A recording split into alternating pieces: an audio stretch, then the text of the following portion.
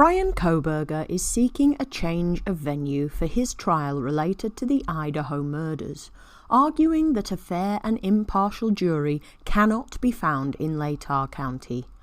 His defense attorneys assert that extensive pre-trial publicity and the severity of the charges and the salacious nature of the alleged crimes make it challenging to select an unbiased jury from the local population. The defense contends that the small size of the community exacerbates the likelihood of bias, as potential jurors may have been exposed to prejudicial information about the case. In response, prosecutors opposed the request, labelling it premature and stating that publicity alone is not sufficient grounds for changing the trial venue. They argue that a thorough examination of potential jurors during the selection process can ensure fairness in the proceedings, regardless of media coverage. In addition to the venue issue, discussions are expected to take place regarding sealed genetic evidence that the defence is attempting to access. The defence argues that access to this evidence is necessary to investigate how and when Kohberger was identified as a suspect. The defence emphasises Kohberger's constitutional right to effective assistance of counsel and the obligation to thoroughly examine the evidence against him. Meanwhile, the state has objected to this request, emphasising the need for the proper justification and identification of the involved criminal investigators.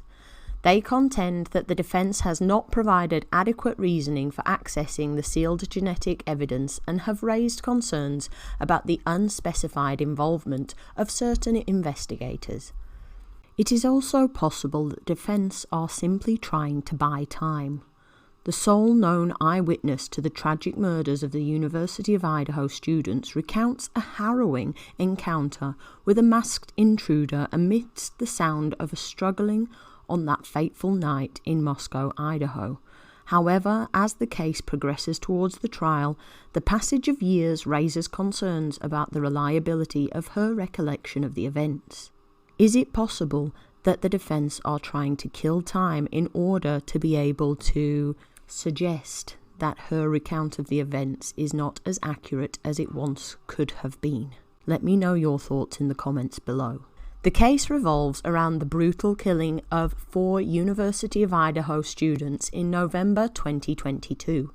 Although the murder weapon has not been found, DNA evidence from a knife sheath found near one of the victims was matched to Kohberger, eventually leading to his arrest.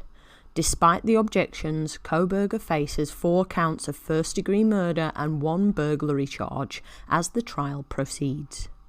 If you want to be kept up to date on this trial and further news around this case, then please do like and subscribe.